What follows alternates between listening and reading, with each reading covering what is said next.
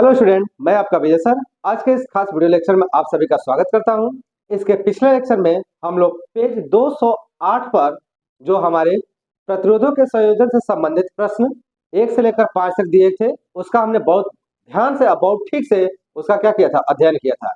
आज हम उससे आगे बढ़ने का प्रयास कर रहे हैं और आज के लेक्चर में हम लोग लेंगे क्या होगा भाई, तो यहाँ पे हम बात करेंगे शक्ति से संबंधित, उष्मा से संबंधित। क्लियर है?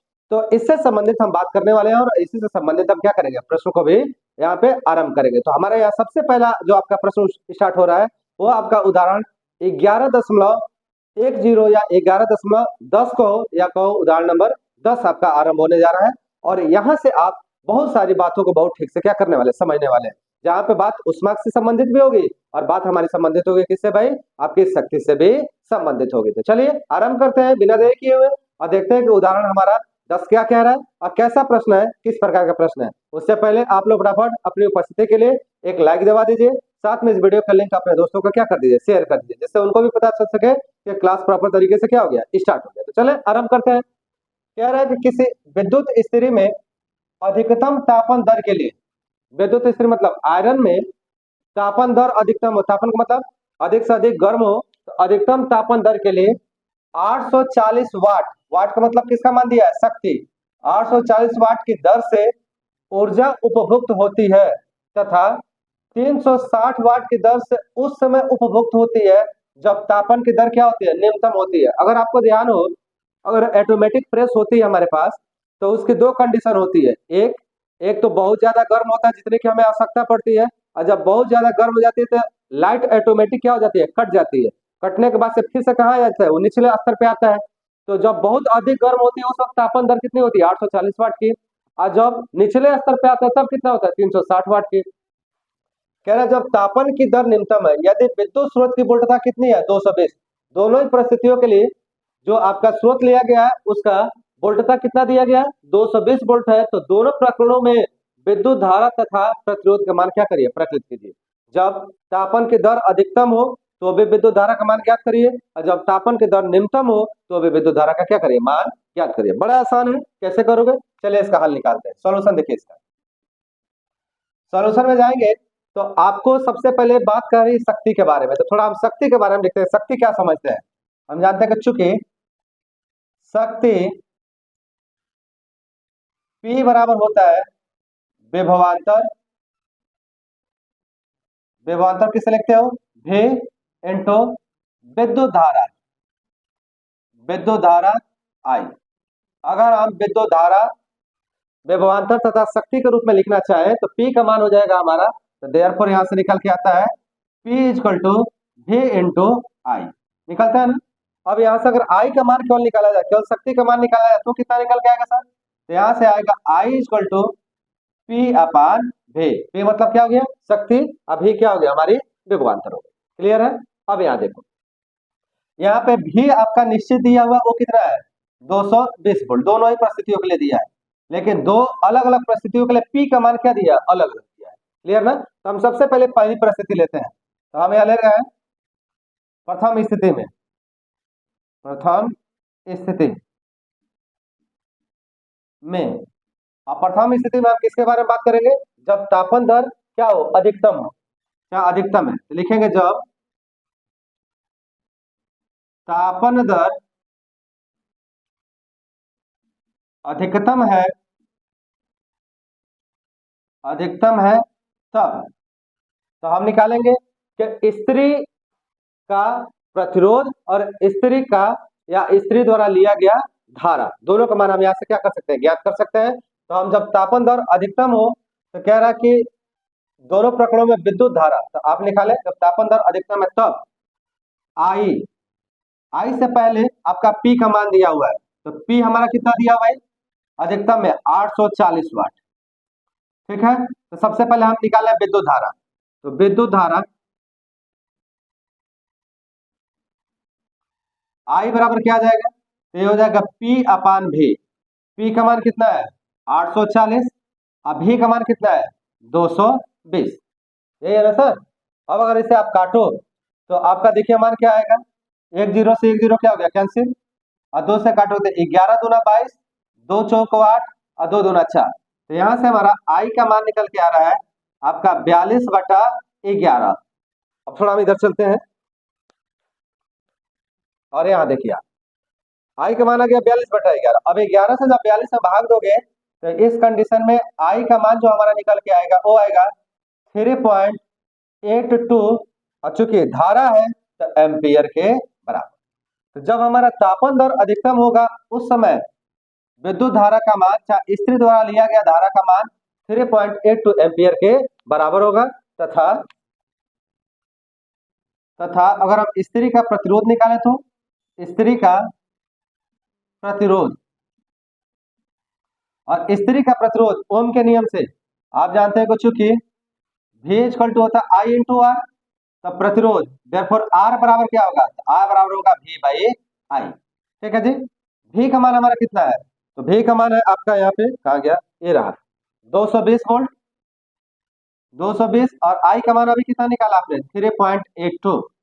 अगर दशमलव हटाओगे तो यहाँ से 220 के बाद से 2 जीरो और ऊपर बढ़ेगा और नीचे आ जाएगा 382। अब 382 से अगर 22,000 में आप भाग दोगे तो R का मान यहाँ जो निकल के आएगा वो आएगा 57.60। और ये हमारा क्या एक्चुअल में, तो यह हमारा जो है प्रतिरोध है तो इतना ओम के बराबर।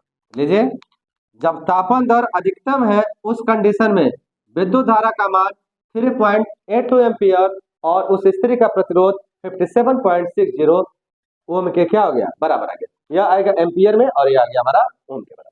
क्लियर ना। इसी प्रकार से दूसरा द्वितीय स्थिति में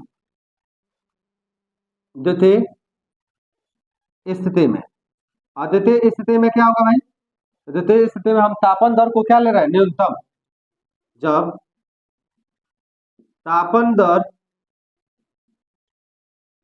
न्यूनतम है तब P कितना हमारा है, तो न्यूनतम में P का मान कितना दिया 360 वाट 360 वाट। ठीक है, तो फिर अगर 360 दिया है तो इसी के आधार पर यहाँ पे मान निकाल लीजिए। सबसे पहले क्या निकालोगे धारा, तो आप लिखेंगे विद्युत चुके विद्युत धारा।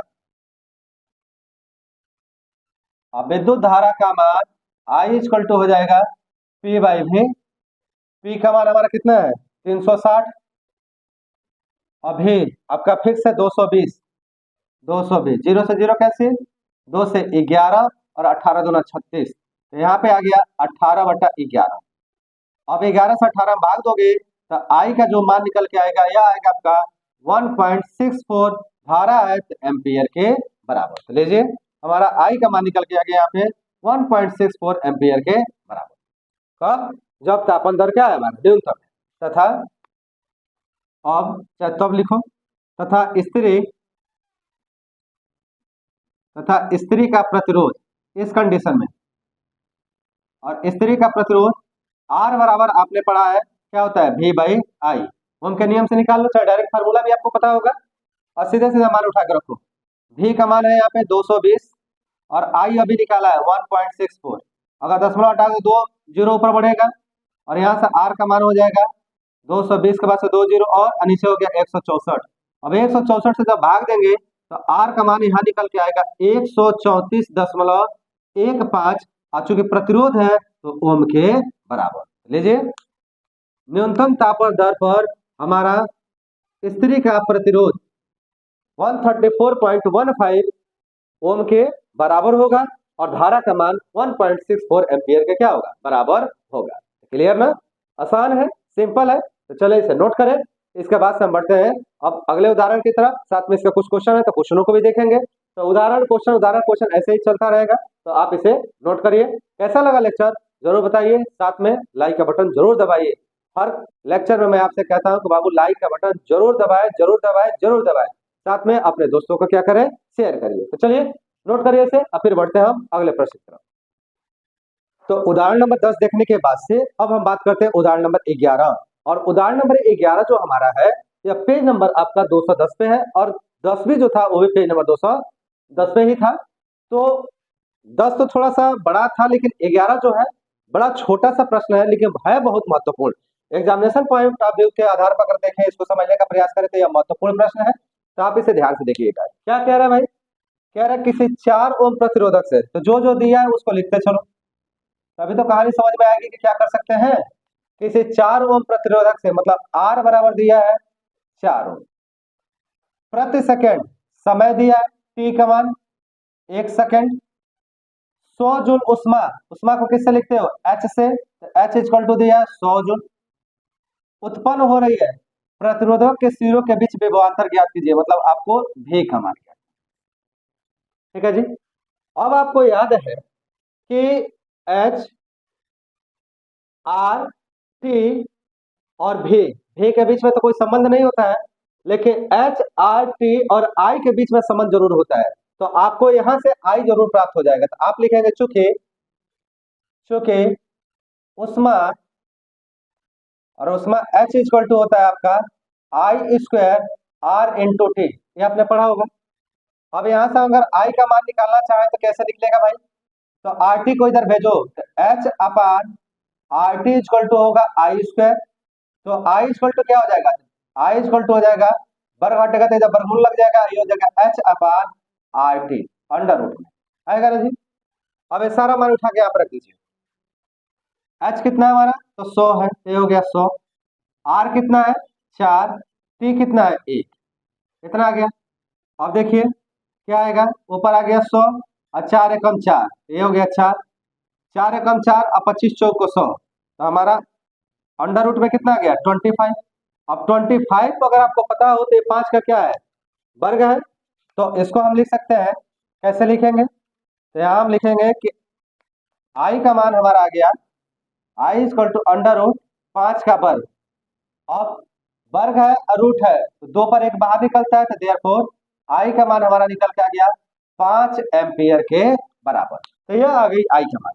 क्योंकि आई का मान हमसे पूछा नहीं है, लेकिन आई का मान निकालना पड़ रहा है, क्यों, क्योंकि सिरों के बीच का जब विभवांतर निकालोगे तो ओम के नियम से होता है V equal to I into R. तो आर तो पता है लेकिन आई नहीं पता है, तो आई तो चाहिए था ना, तो आई हमने निकाल लिया। अब आसान हो गया। अब कहेंगे, अब क्या कहोगे भाई, अब प्रतिरोध प्रतिरोध के सिरों के बीच विभवांतर।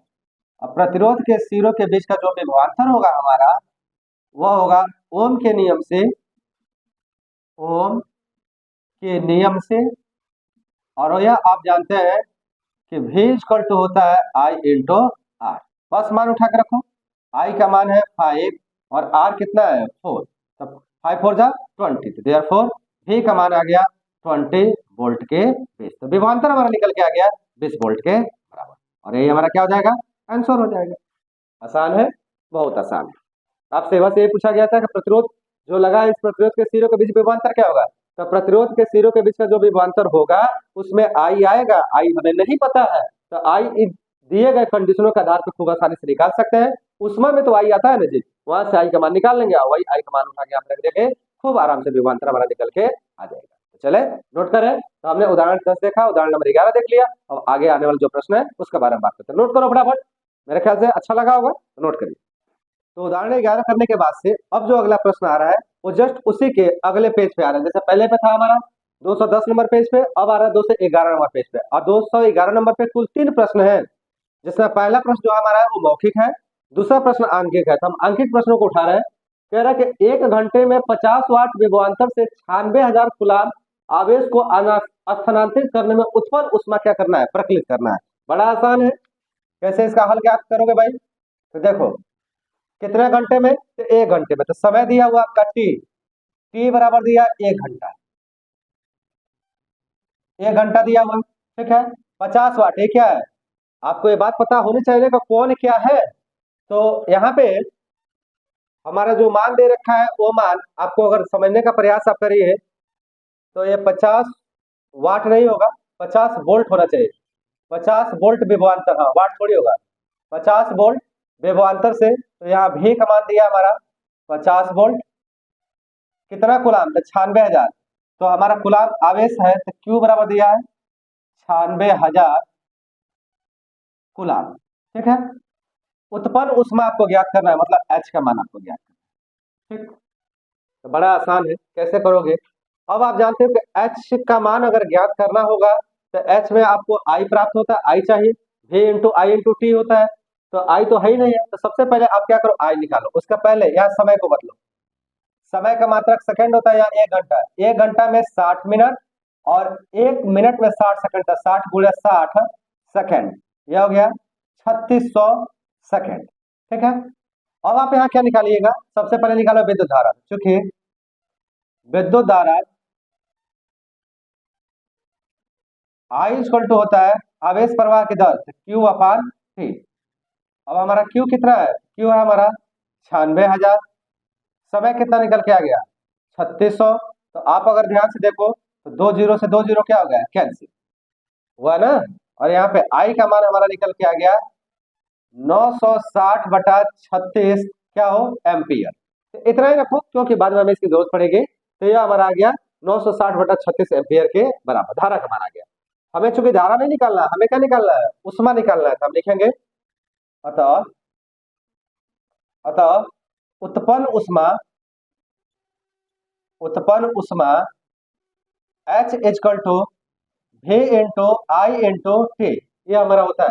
मान रखिए V का मान कितना हो गया 50, I का मान अभी आपने निकाला 960/36 और समय आपका जो दिया गया है वो कितना है 3600 सेकंड। देखिए कितना है, अब देखो 36 से इसको अगर काटोगे तो 36 से कम 36 और 36 से कम 36, 2 जीरो, ये आ गया।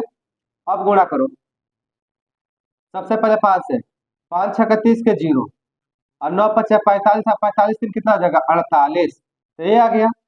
अब यहाँ पे 1 जीरो 1 जीरो, 2 जीरो ये हो गया और 2 जीरो और, तो टोटल जीरो कितना हो गया 5 हो गया यहाँ पे। ठीक है, अब ये इतना क्या आएगा, जूल आएगा, क्योंकि उसमें है ना, इतना जूल आएगा। अब इसे अगर 10 के पावर के रूप में लिखे तो कैसे लिख सकते हैं, तो ध्यान से देखना, इसी H को 48 गुणे 5 जीरो है तो 10 पावर 5 जूल।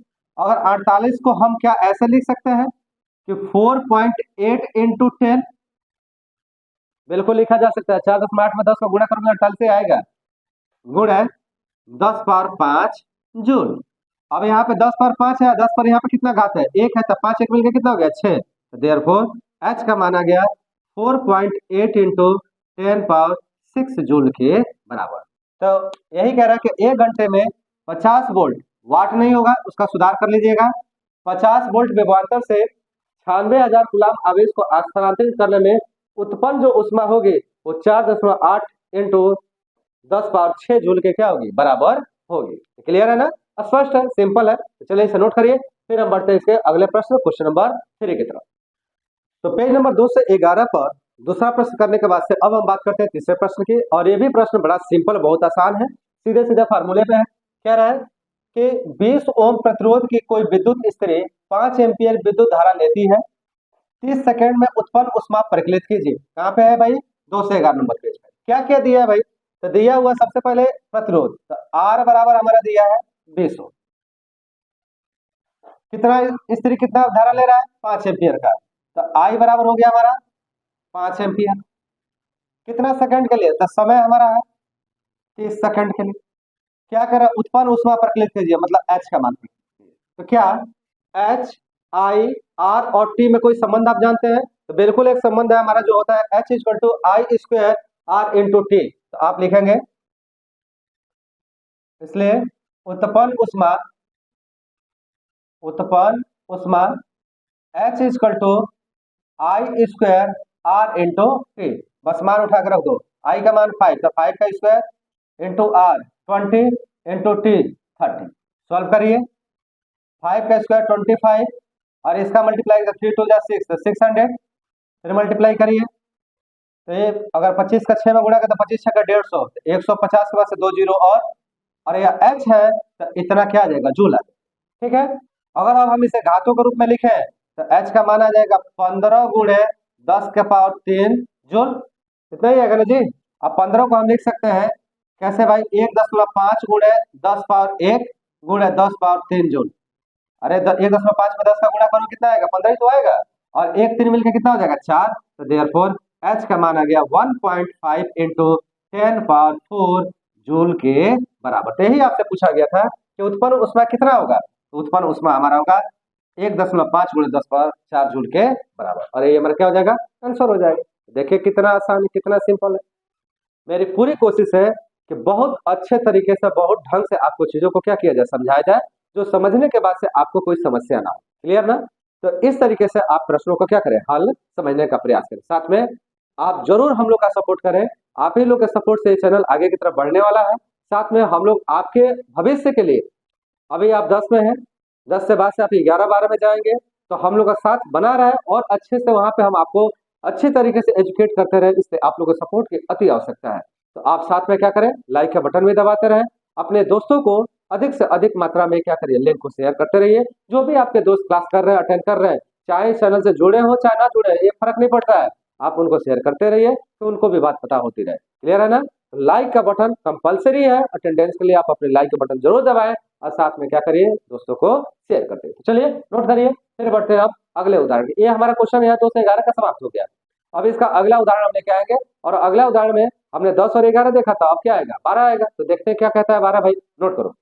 तो पेज नंबर 210 के सारे प्रश्न करने के बाद से अब हम बात करते हैं उदाहरण 12 की, या उदाहरण 11.12 की, जो बहुत प्यारा, बहुत सरल है, और ये शक्ति से संबंधित आपका क्या है, प्रश्न है। तो कैसे करेंगे इसको, समझिए।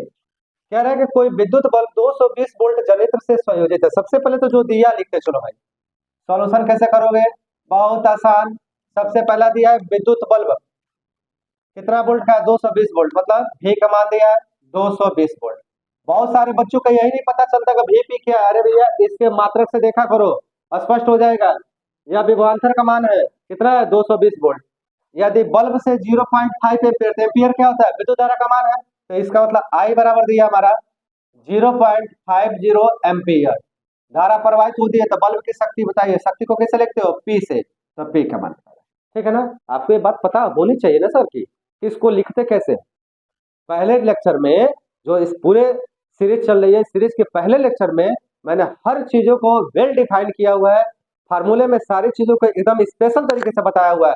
तो अगर आपको ना जानकारी हो तो आप एक बार ढंग से उस लेक्चर को देख लीजिए, फिर इन सबों को करने का प्रयास करिए, मजा आएगा, आपको कोई दिक्कत नहीं होगी सर।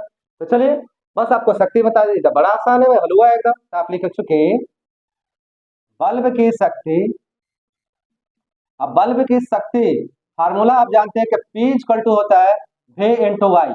अरे P, V और I में संबंध आपने पढ़ा है ना जी, उठा कर रख दीजिए। V का मान है हमारा 220 और इसका मान है 0.50।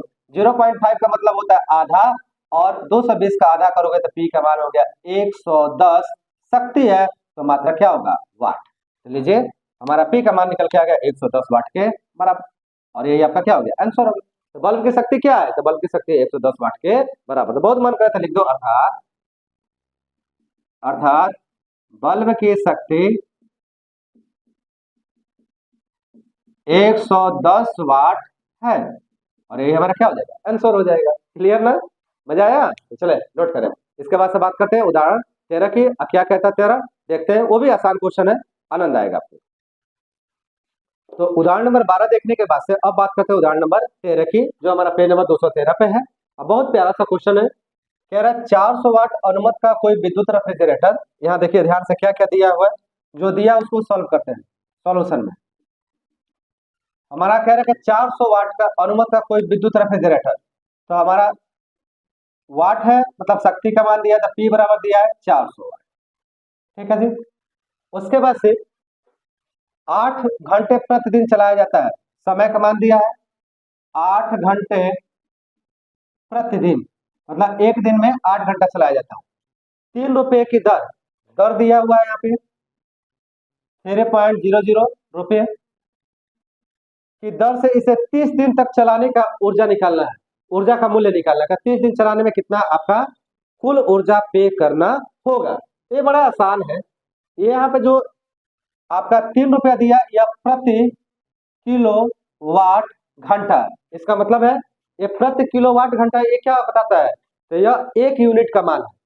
किसका मान है, 1 यूनिट का। तो ये बात आपको पढ़ाई गई थी, 1 यूनिट किसका मात्रक होता है, ऊर्जा का मात्रक होता है। तो बड़ा आसान है, आपको 30 दिन तक चलाने के लिए ऊर्जा का मूल्य निकालना है। तो पहले तो ये तो निकालो कि 30 दिन में कितना ऊर्जा खर्च होगी, और जो ऊर्जा खर्च होगी उसका मात्रा क्या आएगा, किलोवाट घंटा आएगा। तो पहले 30 दिन का निकाल लो। अब 30 दिन को निकालने के लिए पहले एक दिन का एक दिन का पता होना चाहिए कि एक दिन में कितना ऊर्जा खर्च हो रहा है। तो बड़ा आसान है, आप लिखेंगे चूंकि चूंकि एक दिन में रेफ्रिजरेटर द्वारा उपभुक्त उपभुक्त ऊर्जा, और एक दिन में रेफ्रिजरेटर द्वारा उपभुक्त जो ऊर्जा होगा हमारा होगा वो शक्ति गुणे समय। अब शक्ति कितना है हमारा 400, और समय कितना है हमारा 8, तो 800 का कितना हो गया 3200। तो यह 3200 और ऊर्जा है, तो इसका चूंकि देखिए यहाँ पे जो घंटा प्रतिदिन है तो बड़ा मात्रा के रूप में ही दिया है, तो यह हो जाएगा आपका किलो वाट घंटा। किलो वाट घंटा यह निकल के आ गया एक दिन में रेफ्रिजरेटर द्वारा उपभोक्त ऊर्जा। हमें कितना दिन यूज करना है 30 दिन। हम लिखेंगे देयरफॉर 30 दिन में रेफ्रिजरेटर द्वारा उपभुक्त ऊर्जा और ये कितना होगा एक दिन में इतना होता है 30 दिन में, तो 30 गुणे 3200, सॉरी यहाँ पे माफी चाहेंगे, यहाँ पे केवल वाट घंटा होगा ना जी, किलो वाट घंटा थोड़ी होगा। किलो वाट को तो बाद में बदलते हैं। तो ये हो गया हमारा 3200। अब गुणा कर लीजिए, ये हो गया 3 दूना 6 और 3 त्रिका 9, तो 96,000 वाट घंटा ये हमारा आएगा। अब अगर 96,000 को हम किलोवाट में बदले तो क्या होगा, तो आप जानते हैं कि चूंकि 1 किलो वाट घंटा बराबर होता है 1000 वाट घंटा, तो हमारा 96,000 वाट घंटा है। इसका मतलब ये हो गया 1000 से भाग दे दो तो ये हो जाएगा 96 किलो वाट घंटा। तो 30 दिन में रेफ्रिजरेटर द्वारा उपभुक्त ऊर्जा जो होगी वो 96 किलो वाट घंटा के बराबर होगी। अब 1 किलो वाट घंटा का मूल्य कितना दिया 3 रुपया, तो आप लिखेंगे तो अब इतना किलोवाट घंटा कितना होगा, तो 3 से गुणा कर दो, तो बड़ा सरल भाषा में आप लिखोगे कि चूंकि 1 किलो वाट घंटा ऊर्जा ऊर्जा का मूल्य और यह है हमारा 3 रुपया, तो कितना हमने खर्च किया है 96। देयरफॉर 96 किलो वाट घंटा ऊर्जा का मूल्य, और ये हो जाएगा आपका 3 गुणे 96, गुणा करिए तो यहाँ कितना हो जाएगा 36 18 और 29 27 27 1 28, तो 288 रुपया के बराबर निकल के आएगा। और 96 किलोवाट घंटा कितने दिन में खर्च किया रेफ्रिजरेटर ने 30 दिन में, तो आप लिखेंगे यहाँ पे अर्थात 30 दिन चलाने 30 दिन तक रेफ्रिजरेटर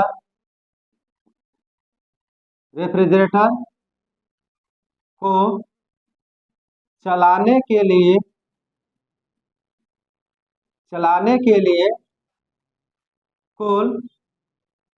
लिए ऊर्जा का कुल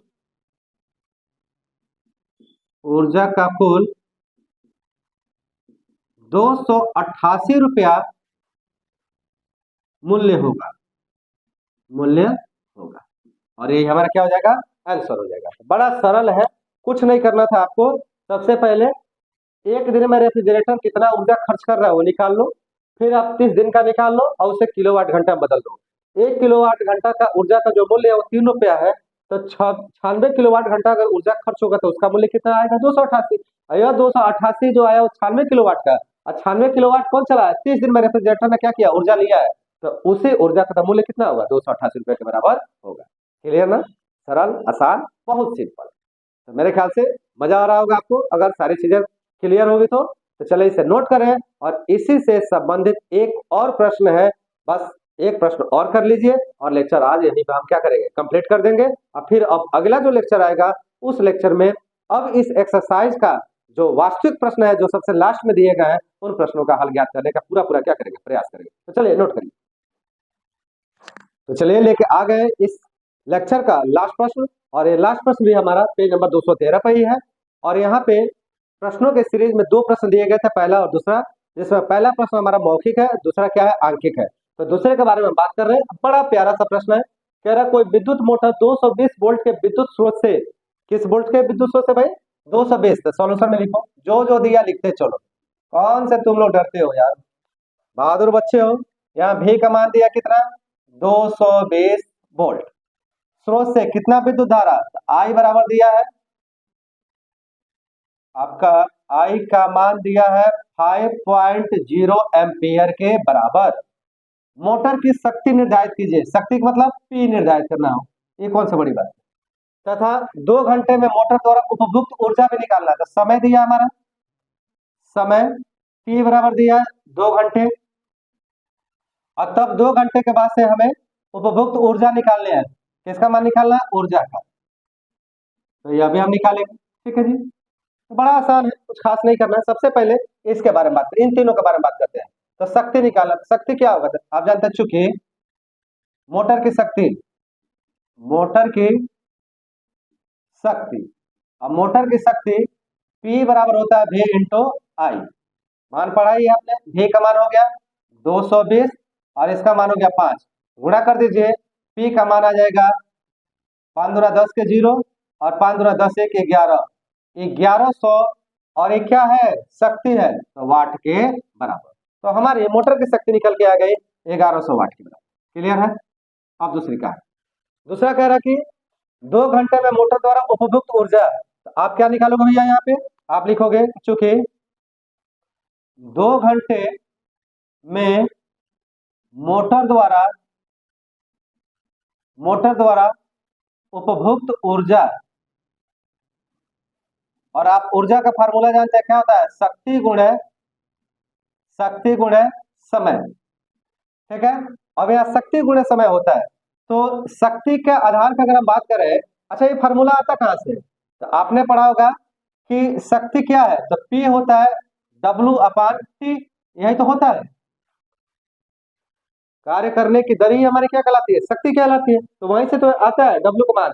W हमारा क्या कार्य ही क्या होती है, ऊर्जा के रूप में संचित होती है। तो यहाँ से ये हो जाता है PT। तो यही हो गया शक्ति। शक्ति कितना निकाला आपने, 11,000, सॉरी 1100 ही होगा ना जी, हाँ 1100 ही होगा। गुण है समय, समय कितना है, 2 घंटा। अच्छा यहाँ समय को बदल क्यों नहीं रहा, तो यहाँ आप जानते हैं कि ऊर्जा का जो मात्रक होता है वो वाट घंटा होता है, वाट सेकंड नहीं होता है, वाट घंटा होता है। तो हम यहाँ पे अगर मल्टीप्लाई करें इसे, तो ये हो जाएगा 11 दूना 2200 वाट घंटा, इतना हमारा निकल के आएगा। अब अगर इसे बड़े मात्रक में चेंज करें, तो बड़ा मात्रक हमारा ऊर्जा का क्या होता है, किलोवाट घंटा। तो किलोवाट घंटा बदलने के लिए आपको 1000 से क्या करना पड़ेगा, भाग देना पड़ेगा। तो ये हो जाएगा आपका 2200 बटा 1000 किलो वाट घंटा।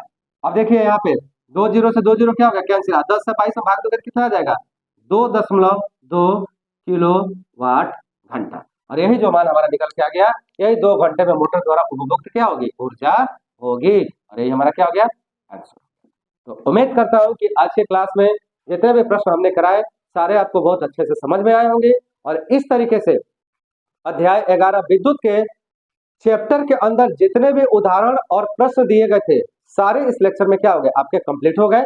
अब अगला जो हमारी लेक्चर आएगी वह इसी सीरीज को आगे बढ़ाएंगे, और इस अध्याय 11 का जो प्रश्न दिया गया होता है चैप्टर के सबसे लास्ट में, उन प्रश्नों का हम अध्ययन करने वाले हैं। और उसमें जितने प्रश्न होंगे उसमें सारा आपका कहां से होगा, धारा से संबंधित होगा, विभवांतर से संबंधित होगा, आपका ओम के नियम से संबंधित होगा, साथ में आपका प्रतिरोधों का संयोजन से संबंधित होगा, साथ ही साथ उष्मा से संबंधित होगा, साथ में शक्ति से संबंधित होगा, साथ में ऊर्जा से संबंधित होगा, मतलब सारा का मिलाकर वहां पर आपको मिलेगा।